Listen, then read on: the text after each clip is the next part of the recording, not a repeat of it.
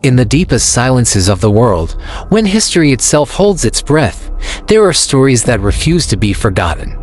Legends whispered not in words, but in the shudder of the earth and the color of the sky. Tonight, we don't just tell one of those legends. We live it.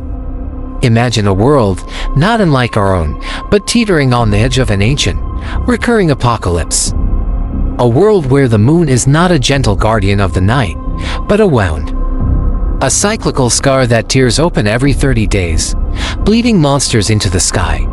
Every full moon, the sky births monsters older than the world itself.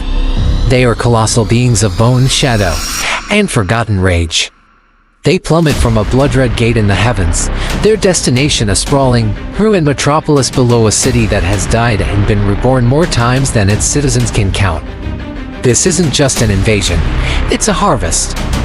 A cleansing. A cosmic law as immutable as gravity. And in this world of falling gods and crumbling towers, one man stands against the tide. His name is Rai. You'll find him atop the highest, most broken spire, a solitary silhouette against the bleeding moon. His cloak whips in the natural wind that precedes the beasts, but he remains still, a statue of defiance. All except for his eyes. In the suffocating darkness, they burn with a cold, ethereal blue light, the light of a hunter. The first beast makes its landing. It's a creature that defies sanity, a skeletal titan with wings of petrified bone and veins that pulse with molten rock. It crashes into the city's center with the force of a meteor, and a shockwave of dust and despair rips through the empty streets. Buildings that have stood for a generation are leveled in an instant. This is the overture to the symphony of destruction. But Rai is already moving. He doesn't retreat, he attacks. He leaps from his perch, a graceful, suicidal dive into the heart of the chaos. As he falls, two short blades in his hands ignite, bursting into a cursed, black and purple flame. This is no ordinary fire. It is the only thing in this world that can unmake these ancient beings. He's not just a warrior, he's an exterminator, armed with the very essence of the abyss. He is poetry in motion, a blur of speed and precision. He dashes across falling debris as if it were solid ground, his movements a dance of death. A beast's enormous talon, sharp enough to shear through steel, sweeps toward him. In a flash of impossible acrobatics, Rai is airborne, his cursed blades a whirlwind of dark energy. He slices clean through the talon midair, and the colossal limb dissolves into dust before it can even hit the ground. But for every beast he fells, two more take its place. The wound in the sky widens, the crimson moon cracking like porcelain. More and more monsters pour out, a relentless, terrifying flood. The scale of this assault is overwhelming.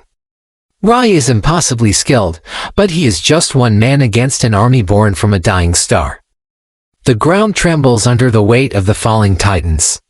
The air grows thick with the stench of ozone and ancient dust. For a moment, it seems like the end. And then, a new light pierces the darkness. It is not the malevolent red of the moon or the cursed flame of Rai's blades. It is a brilliant, blinding gold. A figure descends from the heavens, not falling, but floating, wreathed in a divine aura. This is Leora, the last of the Sky Guardians, a lineage sworn to protect the celestial seal that holds back the beasts. Her voice rings out, cutting through the chaos, imbued with a power that makes the very air vibrate. "Rai," she cries, her voice a mix of desperation and command, "the seal is breaking. The lunar gate can no longer hold them. You must awaken your ancient blood, ancient blood." Rai is a hunter, a killer, a ghost in the ruins. But a savior. A chosen one. He has always fought with skill and cursed weapons, but Leora's words hint at something more. A power locked within him. As he lands on a shattered rooftop, facing down a new horror, he clutches his chest. A searing pain, white-hot and transformative, rips through him.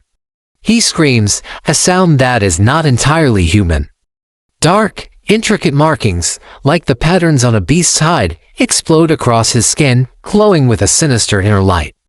His face contorts. His eyes, once both burning with that steady blue, now shift. One remains human, a beacon of his will. The other turns feral, a slitted, golden eye that mirrors the monsters he fights, a beast's eye. A shockwave of pure and tamed energy erupts from his body. It's not the cursed flame of his blades, it's something else entirely. It's raw primal power, a forbidden art that taps into the very nature of his enemies. A monster, a thing of countless eyes and writhing tentacles, lunges at him. Rai doesn't even move to dodge. He raises a single hand, and with a guttural roar, unleashes this newfound power. A torrent of energy, a storm of black and gold lightning, slams into the creature. It doesn't just die, it vaporizes, screaming a silent, agonizing shriek as it is utterly erased from existence. He is no longer just a hunter. He is something more. Something terrifying. Liora watches from above, her golden light a stark contrast to the volatile energy radiating from Rai. This was the gamble. Unleashing the anathema blood, the forbidden power that flows through Rai's lineage, a bloodline tainted by the very beasts they were sworn to hunt. It grants the power to destroy them, but at the cost of one's own humanity. With his new power surging, Rai is a different fighter. He moves with a predator's grace, his human skill now amplified by bestial instinct. He sees the world differently, through one human eye and one monstrous eye. He sees the flow of energy, the weak points in the beast's ancient forms, the pathways between their attacks. He becomes the storm. Liora, her duty clear, focuses her own power. She is not a fighter in the same way as Rai. She is a warden.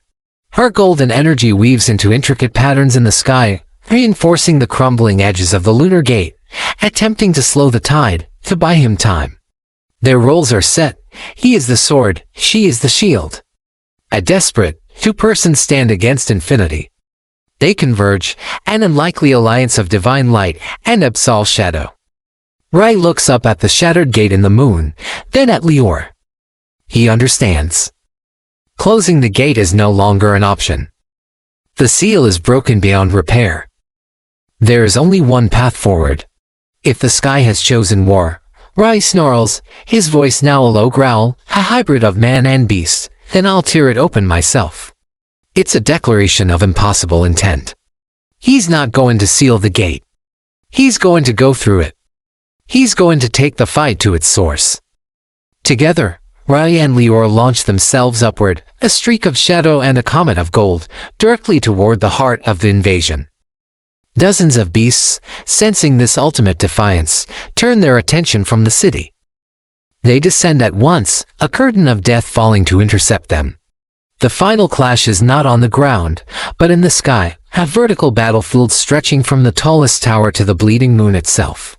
What happens next is the stuff of myth. Rai, a whirlwind of forbidden power, carves a path through the horde. Liora's light deflects, incinerates, and protects. They ascend, fighting for every foot of air, to souls against a legion. Their destination, the source of the nightmare. An alien, hostile dimension where these ancient things are born. The screen cuts to black, but the sound remains. The sound of the moon itself, no longer silent. It roars. A deep, guttural, cosmic roar. The sound of a living thing, angry and aware. And in that final, terrifying moment, a title burns itself onto the darkness. Ancient beasts fall from the sky every full moon. The story doesn't end there. It begins. What lies beyond the lunar gate? What is the true nature of Rai's blood? And can a world saved by a monster ever truly be safe? These are the questions that echo in the silence after the roar. The hunt has just begun. Thank you for watching. If you were captivated by the story of Rai and Liora, make sure to hit that subscribe button and ring the bell. We dive deep into worlds like this every week, exploring the stories that lurk in the shadows.